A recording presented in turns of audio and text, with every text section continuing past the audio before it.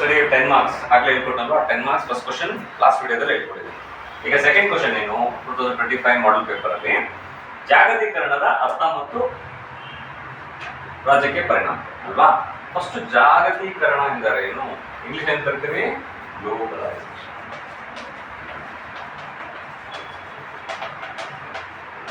English ಅಂತ ಕರಿತೀರಮ್ಮ. Economics ಓದಿದ್ವಲ್ವಾ 1991 ಅಲ್ಲಿ LPG liberalisation, privatisation, globalisation. ಜಾಗತೀಕರಣ ಅಲ್ಲ, LPG ಅಲ್ವಾ. ಉದಾರೀಕರಣ ಫಸ್ಟ್, P ಜಾಗತೀಕರಣ, ಖಾಸಗೀಕರಣ, G ಅಂದ್ರೆ ಗ್ಲೋಬಲೈಸೇಷನ್, ಜಾಗತೀಕರಣ. ಓಕೆನಾ. LPG ಲಿಬರಲೈಸೇಷನ್, ಪ್ರೈವೇಟೈಸೇಷನ್ ಮತ್ತೆ ಗ್ಲೋಬಲೈಸೇಷನ್. ಈ ಗ್ಲೋಬಲೈಸೇಷನ್ ಮಾತ್ರ ಕೇಳಿದ್ದಾರೆ, ಇಟ್ಸ್ ಈಸಿ ಟಾಪಿಕ್, ನಮ್ಗೆ ಗೊತ್ತಲ್ವಾ, ನಾನು ನಿಮ್ಗೆ ಹೇಳ್ಕೊಟ್ಟಿದ್ದೀನಿ ಆಲ್ರೆಡಿ. ಜಾಗತೀಕರಣ globalisation means there is no difference between one country and other country in trade and other related activities. ಕನ್ನಡದಲ್ಲಿ ಹೇಳ್ತೀನಿ ನೋಡಿ, ಜಾಗತೀಕರಣ ಅಂದ್ರೆ ಒಂದು ದೇಶ ಮತ್ತೆ ಇನ್ನೊಂದು ದೇಶದಲ್ಲಿ ಈಗ ಆರ್ಥಿಕ ಚಟುವಟಿಕೆ ಅಥವಾ ಸಾಮಾಜಿಕ ಚಟುವಟಿಕೆ ಅಥವಾ ರಾಜಕೀಯ ಚಟುವಟಿಕೆ ಆಗ್ತದೆ ಅಂತ ಏನು ವ್ಯತ್ಯಾಸ ಇರೋದಿಲ್ಲ. ಇಲ್ಲಿ ಏನು ರೇಟ್ ಇರುತ್ತೋ ಸೇಮ್ ರೇಟ್ ಅಲ್ಲೂ ಇರುತ್ತೆ. ಇದಕ್ಕೆ ಜಾಗತೀಕರಣ ಅಂತ ಕರೀಬಹುದು. ಒಂದು ಉದಾಹರಣೆ ಕೊಡ್ತೀನಿ ನೋಡಿ. ಒಂದು ವಾಟರ್ ಬಾಟಲ್ ತೊಗೊಂಡ್ಬರ್ತೀರಮ್ಮ, ಒಂದು ಸೆಲ್ ಫೋನೇ ತಗೊಳ್ಳಿ. ಬ್ಯಾಂಗ್ಳೂರಲ್ಲೂ 10,000, ಇದನ್ನ ಎಕ್ಸ್ಪೋರ್ಟ್ ಮಾಡ್ತಾರೆ US ಅಲ್ಲೂ 10,000 ಅನ್ಕೊಳ್ಳಿ. ಅದು ಅದನ್ನ ಡಾಲರ್ಸ್ ಕನ್ವರ್ಟ್ ಮಾಡಿಬಿಟ್ಟು ಡಾಲರ್ಸ್ ಅಲ್ಲಿ ಇರುತ್ತೆ, ಬಟ್ ಕಾಸ್ಟ್ ಹೆಂಗಿರುತ್ತೆ. ಸೊ ಇದನ್ನ ಉದಾಹರಣೆ ಕೊಡ್ಬೋದು. ಜಾಗತೀಕರಣ ವ್ಯತ್ಯಾಸ ಏನಿಲ್ಲ. ಇದೇ ರೀತಿ ನಮ್ಮ ರಾಜಕೀಯ ವ್ಯವಸ್ಥೆಯಲ್ಲಿ, ರಾಜ್ಯಶಾಸ್ತ್ರದಲ್ಲಿ ಹಿಂಗೆ ಜಾಗತೀಕರಣ ಪ್ರಭಾವ ಬೀಳಿದೆ ಅಂದ್ಬಿಟ್ಟು ಇದ್ದಿದೆ ಅಂತ ನೋಡೋಣ. ಸಾಮರ್ಥ್ಯ ಉನ್ನತೀಕರಣಗೊಂಡ ತಂತ್ರಜ್ಞಾನದ ಬಳಕೆ. ಇದೇನು ಸಾಮರ್ಥ್ಯ ಅಂತಂದ್ರೆ ಓನಾಗಿ ಹೇಳಿ, ನೋ ನೀಡ್ ಟು ರೀಡ್. ಸಾಮರ್ಥ್ಯ ಅಂದ್ರೆ ಫಾರ್ ಎಕ್ಸಾಂಪಲ್ ಈಗ ನೋಡಿ, ಉನ್ನತೀಕರಣಗೊಂಡ ತಂತ್ರಜ್ಞಾನದ ಬಳಕೆ. ಪ್ರಸ್ತುತ ನಾವು ತಂತ್ರಜ್ಞಾನ ಜಾಸ್ತಿ ಬಳಕೆ ಮಾಡ್ತಿದ್ದೀರೋ ಕಡಿಮೆ ತಂತ್ರಜ್ಞಾನ ಮಾಡ್ತಿದ್ದೀರೋ? ಜಾಸ್ತಿ ಮಾಡ್ತಿದ್ದೀರಲ್ವಾ.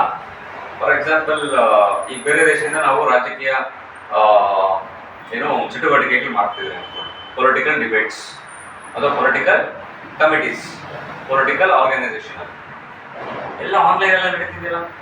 ಕಾನ್ಫರೆನ್ಸಸ್ ಕೋವಿಡ್ ಟೈಮಲ್ಲಿ ತುಂಬ ಆನ್ಲೈನ್ ನಡೆಯಿತು, ಈಗಲೂ ಕೂಡ ಆನ್ಲೈನಲ್ಲಿ ನಡೀತಿದೆ. ಈಗ USA ಸೆಕ್ರೆಟರಿ ಯಾರೋ ಇರ್ತಾರೆ, ನಮ್ಮ ಇಂಡಿಯನ್ ಸೆಕ್ರೆಟರಿ, ಓಕೆನಾ, ಅವ್ರ ಹತ್ರ ಮಾತಾಡಬೇಕು. ಯಾವಾಗಲೂ ಡೈರೆಕ್ಟ್ ಹೋಗಿ ಮೀಟ್ ಆಗಬೇಕಂತ ಫೋನಲ್ಲಿ ಮಾತಾಡ್ಬೋದಲ್ವಾ. ಮತ್ತು ಅಲ್ಲಿರೋ ಆರ್ಥಿಕ ಚಟುವಟಿಕೆಗಳು, ರಾಜಕೀಯ ಚಟುವಟಿಕೆಗಳನ್ನ, ನಮ್ಮ ದೇಶದಲ್ಲಿ ನಡೀತಿರೋ ಆರ್ಥಿಕ ಮತ್ತು ರಾಜಕೀಯ ಚಟುವಟಿಕೆಗಳನ್ನ ನಾವು ಡಿಸ್ಕಸ್ ಮಾಡ್ಬೋದು. ಕರೆಕ್ಟ್ ಅಲ್ವಾ, ಕಾನ್ಫರೆನ್ಸಸ್ ಅಲ್ಲಿ. ಸೊ ಉನ್ನತೀಕರಣಗೊಂಡ ಅಂದ್ರೆ ಅದು ಹೈಯರ್ ಸ್ಟೇಜ್ ಹೋಗ್ತದೆ. ಉನ್ನತೀಕರಣ ಅಂದ್ರೆ ಇನ್ಕ್ರೀಸ್ ಆಗ್ತಿದೆ ಅಂತ ಏನೋ ಟೆಕ್ನಾಲಜಿ.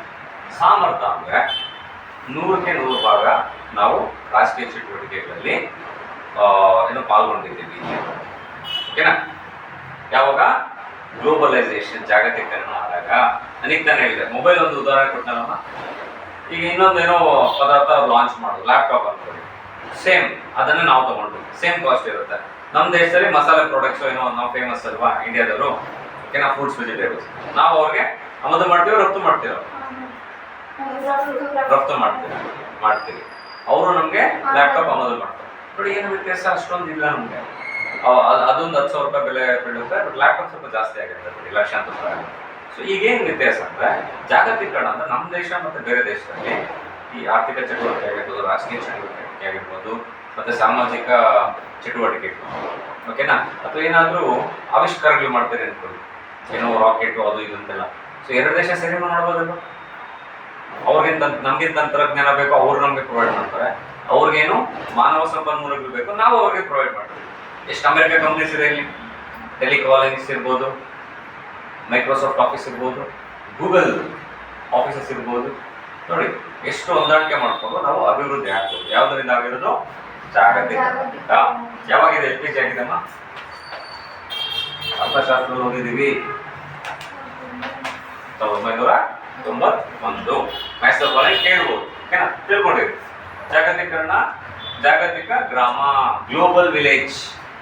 ಗ್ಲೋಬಲ್ ವಿಲೇಜ್ ಹೇಳಿದ್ನಲ್ವಾ, ಇಡೀ ಗ್ಲೋಬ್ ಇದೆಯಲ್ಲಮ್ಮ, ಗ್ಲೋಬು ಒಂದು ವಿಲೇಜ್ ತರ ಏನೇ ವ್ಯಾಪಾರ ಮಾಡೋದನ್ನು ಸುಲಭವಾಗಿ ಮಾಡ್ಬೋದು. ಅಮೆರಿಕ ಮತ್ತೆ ಭಾರತ ಎಕ್ಸಾಂಪಲ್ ಕೊಟ್ಟೆ. ಮತ್ತೆ ಭಾರತ ಮತ್ತು ಚೈನಾದಲ್ಲೂ ಕೂಡ ಆಮದು ರಫ್ತು ಜಾಸ್ತಿನೇ ಇದೆ. ಓಕೆನಾ. ಸೊ ಭಾರತ ಮತ್ತು ಜಪಾನ್ ಇರ್ಬೋದು, ಆಮದು ರಫ್ತು ಜಾಸ್ತಿ ಇದೆ, ಆಸ್ಟ್ರೇಲಿಯಾದಲ್ಲೂ ಜಾಸ್ತಿ ಇದೆ. ಓಕೆ. ನೆಕ್ಸ್ಟ್, ವಿಶ್ವದ ಸ್ಪರ್ಧೆಗೆ ಅವಕಾಶ. ಹೇಗೆ ವಿಶ್ವದ ಸ್ಪರ್ಧೆಗೆ ಅವಕಾಶ ಬರುತ್ತೆ? ಜಗತೀಕರಣ ಅಂದ್ರೆ ನಾವೊಂದು ಪ್ರಾಡಕ್ಟ್ ಲಾಂಚ್ ಮಾಡ್ತೀವಿ, ಪದಾರ್ಥ, ಅವರೊಂದು ಪ್ರಾಡಕ್ಟ್ ಲಾಂಚ್ ಮಾಡ್ತಾರೆ. ಜನ ಏನ್ ಮಾಡ್ತಾರೆ, ಯಾವ್ದು ಜಾಸ್ತಿ ಕ್ವಾಲಿಟಿ ಇದೆಯೋ, ಕ್ವಾಲಿಟಿ ಅಂದ್ರೆ ಗುಣಮಟ್ಟ ಮತ್ತೆ ಬೆಲೆ ಕಡಿಮೆ ಇದ್ದು ಯಾವುದು ಗುಣಮಟ್ಟ ಇದೆಯೋ ಅವ್ರು ಏನ್ ಮಾಡ್ತಾರೆ, ಆ ಪದಾರ್ಥ ತಗೊಳ್ತಾರೆ. ಮತ್ತು ಜಾಗತಿಕವಾಗಿ ಎಲ್ಲಾ ಪದಾರ್ಥಗಳು ಯಾವ ಗುಣಮಟ್ಟ ಇದೆಯೋ, ಬೆಲೆ ಕಡಿಮೆ ಇದೆಯೋ ಅದಕ್ಕೆ ಮೌಲ್ಯ ಜಾಸ್ತಿ ಆಗುತ್ತೆ, ಕಡಿಮೆ ಆಗುತ್ತೆ, ಜಾಸ್ತಿ ಆಗುತ್ತೆ. ಒಂದು ರೀತಿ ಒಳ್ಳೇದಲ್ವಾ? ಎಸ್. ನೆಕ್ಸ್ಟ್, ವಿಶ್ವದ ಸ್ಪರ್ಧೆ ಇದೆ. ಹೊರಗುತ್ತಿಗೆ. ಏನಿದೆ ಹೊರಗುತ್ತಿಗೆ ಅಂದ್ರೆ?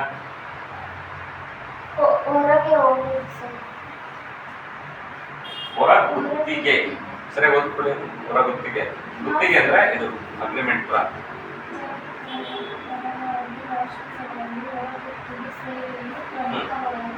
ಅಂಶವಾಗಿದೆ. ಒಂದು ರಾಷ್ಟ್ರದ ಕಂಪನಿಗಳು ಹೊರ ರಾಷ್ಟ್ರಗಳನ್ನು ಕಂಪನಿಗಳಿಂದ ಕೆಲಸ ಮಾಡಿಸುವ ಹೊರಗಡೆ ಹೋಗೋದಲ್ಲ ಇದು. ಕೇಳಿ, ಹೊರ ಗುತ್ತಿಗೆ ಅಂದ್ರೆ ಈಗ ಕಂಪನಿ ಕೆಲಸ ಆಗ್ಬೇಕು, ಭಾರತದಲ್ಲೇ ಆಗ್ಬೇಕು ಅಂತ ಏನಿಲ್ಲ. ನಾವೇನ್ ಮಾಡ್ತೀವಿ, ಸ್ವಲ್ಪ ವರ್ಕ್ನ ಬಾಂಗ್ಲಾದೇಶ್ಗೆ ಕಳಿಸ್ಬೋದು, ಸ್ವಲ್ಪ ವರ್ಕ್ನ ಬೇಕಾದ್ರೆ ಅಮೆರಿಕಾಗೂ ಕಳಿಸ್ಬೋದು, ಸ್ವಲ್ಪ ಕೆಲಸನ ನಾವು ಬೇರೆ ದೇಶಗಳಿಗೆ ನೇಪಾಳಿ ಕಡೆ ಕಳಿಸ್ಬೋದು. ಆವಾಗ ಏನಾಗುತ್ತೆ, ಹೊರ ಗುತ್ತಿಗೆ ಕೊಡ್ಬೋದಲ್ಲ. ಹೊರ ಗುತ್ತಿಗೆ ನಮ್ಮ ಅಮೆರಿಕದ್ದು ಭಾರತದ್ದು ಜಾಸ್ತಿ ಇದೆ. ಅಮೆರಿಕನ್ ಕಂಪನೀಸ್ಗೆ ಹೊರ ಗುತ್ತಿಗೆ ನಮ್ಮ ಭಾರತ ತುಂಬ ಕೊಟ್ಟಿದ್ದಾರೆ. ಆಗ್ಲೇ ಇರ್ತಲ್ಲ, ಗೂಗಲ್ ಆಗಿರ್ಬೋದು, ಮೈಕ್ರೋಸಾಫ್ಟ್ ಆಗಿರ್ಬೋದು.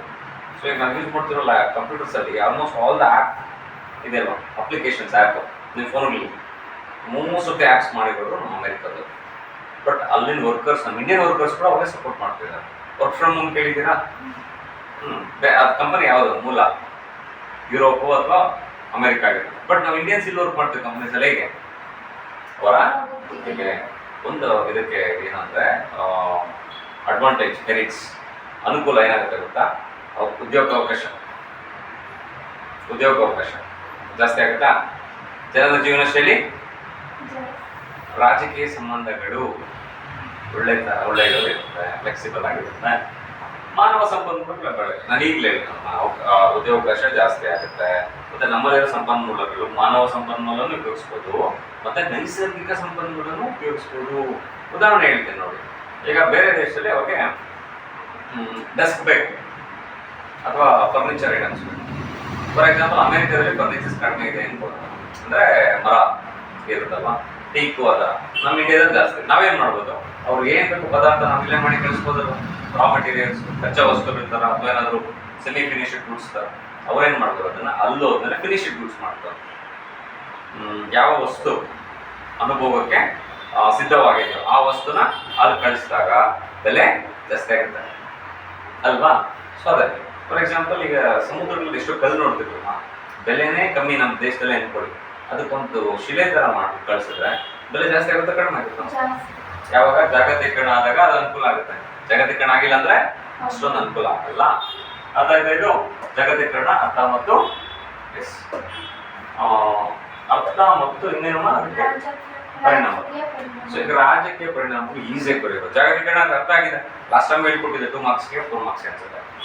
ಈಗ ಏನ್ ಪರಿಣಾಮ ಆಗುತ್ತೆ, ಒಂದು ರಾಷ್ಟ್ರದಲ್ಲಿ ಆಮದು ರಫ್ತು ಎಲ್ಲ ಜಾಸ್ತಿ ಆದಾಗ ರಾಜಕೀಯ ಬದ್ಧತೆ ಜಾಸ್ತಿ ಆಗುತ್ತೆ, ಕಡಿಮೆ ಆಗುತ್ತೆ.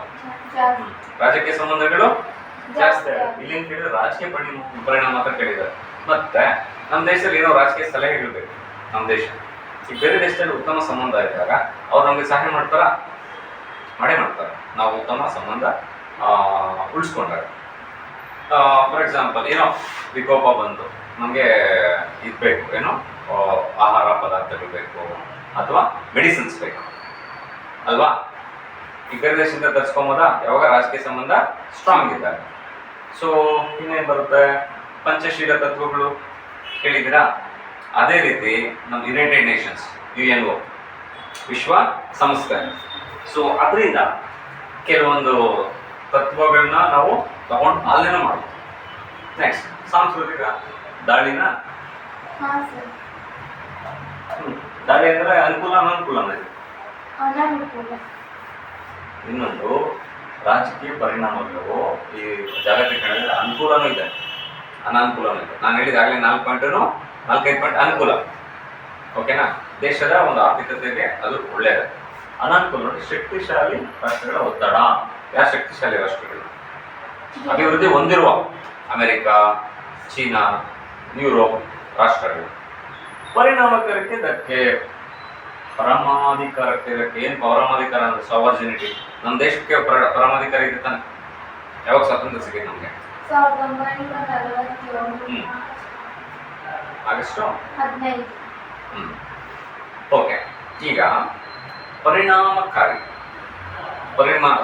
ಪರಮಾಧಿಕಾರ ಅಂದ್ರೆ ಸಾರ್ವಜನಿಕ ಹೆಂಗ್ ಧಕ್ಕೆ ಆಗುತ್ತೆ ಅಂದ್ರೆ, ಈಗ ನಮ್ಮ ದೇಶದ ಸಂಪನ್ಮೂಲಗಳು ಬೇರೆ ದೇಶ ಬಂದು ಉಪಯೋಗಿಸ್ಕೊಂಡಾಗ ಅವರ ಸರ್ವಾಧಿಕಾರಿ ಧೋರಣೆ ತೋರಿದಾಗ ನಮ್ಮ ದೇಶ ಸರ್ವಾಧಿಕಾರಿ ಧಕ್ಕೆ ಅಲ್ವಾ? ಹಾಗೆ ಸೊ ನಮ್ಮ ದೇಶನೂ ಅಷ್ಟೇ ಸುಮಾರು ರಾಷ್ಟ್ರಗಳು ಬಂದು ವ್ಯಾಪಾರಕ್ಕೆ ಬಂದು, ಬಟ್ ಆಮೇಲೆ ಬರ್ತಾ ಪರಮಾಧಿಕಾರಕ್ಕೆ ಧಕ್ಕೆ ಆಯ್ತಾ? ಆಗಿದೆ. ನೆಕ್ಸ್ಟ್ ಸಾಂಸ್ಕೃತಿಕ ದಾಳಿ. ಹೆಂಗ್ ಸಾಂಸ್ಕೃತಿಕ ದಾಳಿ ಅಂತ ಬಂದಾಗ, ನಮ್ಮ ಸಂಸ್ಕೃತಿಗಳನ್ನು ಈಗ ಗ್ಲೋಬಲೈಸೇಷನ್ ಆದಾಗ ನಾವೇನ್ ಮಾಡ್ತೀವಿ, ಹೊರಗಡೆ ದೇಶವನ್ನು ಫಾಲೋ ಮಾಡಿ ಡ್ರೆಸ್ ಸೆನ್ಸ್ ಅಪ್ ಮಾಡ್ತೀವಿ, ಹೊರಗಡೆ ದೇಶ ಫಾಲೋ ಮಾಡಿ ಫುಡ್ ಇದಾಗುತ್ತೆ. ಎಲ್ತು ಅಷ್ಟೇ ಹೊರಗಡೆ ದೇಶ ಮಾಡಿ ಫ್ಯಾಷನ್ ಫುಡ್ ಎಲ್ಲ ಬರುತ್ತೆ. ಈಗೇನಾಗುತ್ತೆ, ನಮ್ಮ ಮೂಲ ಬೆಳೆಗಳಿದೆಯಲ್ಲ, ರಾಗಿ, ಅಕ್ಕಿ ಆಗಿರ್ಬೋದು ಅಥವಾ ಗೋಧಿ ಆಗಿರ್ಬೋದು, ಇದಕ್ಕೆ ಮತ್ತೆ ಸಿರಿಧಾನ್ಯ. ಆಕ್ಚುಲಿ ನಮ್ಮ ಮೂಲ ಧಾನ್ಯಗಳೇನು ಸಿರಿಧಾನ್ಯ, ಇದಕ್ಕೆಲ್ಲ ಆಲ್ರೆಡಿ ಧಕ್ಕೆ ಆಗಿದೆ. ಈಗ ಬೇಡಿಕೆ ಕಡಿಮೆ ಆಗಿತ್ತು, ಈಗ ಹೆಲ್ತ್ ಇಶ್ಯೂಸ್ ಆಗ್ಬಿಟ್ಟು ಈಗ ಮತ್ತೆ ಬ್ಯಾಕ್ ಟು ವೇದಾಸ್ ಅಂದ್ಬಿಟ್ಟು ಅದಕ್ಕೆ ಜಾಸ್ತಿ ಸಿರಿಧಾನ್ಯ. ಹೆಂಗೆ 30 ವರ್ಷಕ್ಕೆ BP, 40 ವರ್ಷಕ್ಕೆ ಶುಗರು, ಓಕೆನಾ? ಅವಾಗ ಏನಾಗುತ್ತೆ, ಆಮೇಲೆ ಡಾಕ್ಟರ್ ಸಜೆಷನ್ ತಗೊಂಡು ಸಿರಿಧಾನ್ಯ ತಗೊಳ್ಳಿ ಅಂತ ಹೋಗ್ತಿದ್ದಾರೆ. ಸೊ ರೀಸನ್ ಏನಂದ್ರೆ ಜಾಗತೀಕರಣದ ಒಂದು ದುಷ್ಪರಿಣಾಮನು ಅಂತಾನೆ ಹೇಳ್ಬೋದು. ಜೀವನ ಶೈಲಿ ಕರೆಕ್ಟ್ ಅಲ್ವಾ? ಯಾರು ಮೇಲೆ ಸ್ಥಾನದಲ್ಲಿ ಇರ್ತಾರೋ ಅಭಿವೃದ್ಧಿ ಹೊಂದಿರೋ ರಾಷ್ಟ್ರಗಳು ಅವರು ಬೇರೆ ರಾಷ್ಟ್ರಗಳೆಲ್ಲ ಗುಲಾಮಗಿರಿ ಇರಬೇಕಾದ್ರು. ಸಾಲ ಮನ್ನಾ ರದ್ದುಗೊಳಿಸುವುದು ಏನಿದು? ಸಾಲ ಮನ್ನಾ ರದ್ದುಗೊಳಿಸುವುದು ಅನುಕೂಲ ಅನಾನುಕೂಲನ? ರಾಜಕೀಯ ಅಸ್ಥಿರತೆ ಅನಾನುಕೂಲ. ರಾಜಕೀಯ ಅಸ್ಥಿರತೆ. ರಾಜಕೀಯ ಅಸ್ಥಿರತೆ ಹೆಂಗಾಗುತ್ತೆ? ನಾನು ಹೇಳಿದೆ ಕೆಲವೊಂದು ಸಲಹೆಗಳು ತಗೊಂಡು ನಾವು ಡೆವಲಪ್ ಆಗ್ಬೋದು. ಆದರೆ ಈ ಅಭಿವೃದ್ಧಿ ಹೊಂದಿರುವ ರಾಷ್ಟ್ರಗಳೇನಾದರೂ ನಮಗೆ ಪ್ರೆಷರ್ ಆಗುತ್ತೆ. ಪ್ರೆಷರ್ ಅಂದ್ರೆ ಏನು? ಒತ್ತಡ ಆಗುತ್ತೆ. ನಾವು ತಡ್ಕೊಳಕ್ಕಾಗತ್ತಾ? ಕಷ್ಟ. ಅವಾಗ ನಮ್ಮ ಸರ್ವ ಏನು ನಮ್ಮ ಪರಮಾಧಿಕಾರಕ್ಕೆ ಧಕ್ಕೆ ಉಂಟಾಗುತ್ತದೆ. ಆಗ ನಾವೇನ್ ಮಾಡಬೇಕು? ಟ್ರೇಡ್, ವ್ಯಾಪಾರ ವಹಿವಾಟು ಮಾಡಬೇಕು, ತುಂಬಾ ಹುಷಾರಾಗಿ ಸ್ಟೆಪ್ ತಗೊಂಡು. ನೆಕ್ಸ್ಟ್ ರಾಜಕೀಯ ಅಸ್ಥಿರತೆ ಆಯಿತು. ಸಮೂಹ ಮಾಧ್ಯಮಗಳ ಮೇಲೆ ನಿಯಂತ್ರಣ. ಯಾರು ನಿಯಂತ್ರಣ ಮಾಡ್ತಾರೆ? ನಿಯಂತ್ರಣ ಮಾಡ್ತಾರೆ. ಓಕೆನಾ? ಅದಕ್ಕೆ ನಮ್ಮ ದೇಶದಲ್ಲಿ ನಾವು ಎಷ್ಟು ಅಧಿಕಾರ ಕೊಡಬೇಕು, ಅವ್ರ ವ್ಯಾಪಾರಕ್ಕೆ ಅಷ್ಟೇ ಕೊಡಬೇಕು. ಹೆಚ್ಚಾಗಿ ಕೊಟ್ಟರೆ ಈ ಥರ ದುಷ್ಪರಿಣಾಮಗಳು ಆಗುತ್ತೆ. ಮತ್ತೆ ಜಾಗತೀಕರಣದ ಅನುಕೂಲಗಳು ಕೇಳಿದ್ರೆ ನಾನು ಸ್ಟಾರ್ಟಿಂಗ್ ಫಸ್ಟ್ ಹೇಳಿದ್ನಲ್ಲ ಅದೇ ಇದ್ರಿ. ಈಗ ಅನಾನುಕೂಲನೇ ಜಾಸ್ತಿ ತಿಳಿದಿದ್ದಾರೆ. ಸೊ ಇದರಲ್ಲಿ ಏನಾದರೂ ಡೌಟ್ ಇದೆ ಕೇಳಿ. ಯಾವುದೋ ಒಂದು ವರ್ಡ್ ಅರ್ಥ ಆಗಿಲ್ಲ ಸರ್, ಇದು ಮತ್ತೆ ಎಕ್ಸ್ಪ್ಲೇನ್ ಮಾಡಿ ಅಂದರೆ I am ready to explain. ಓಕೆನಾ?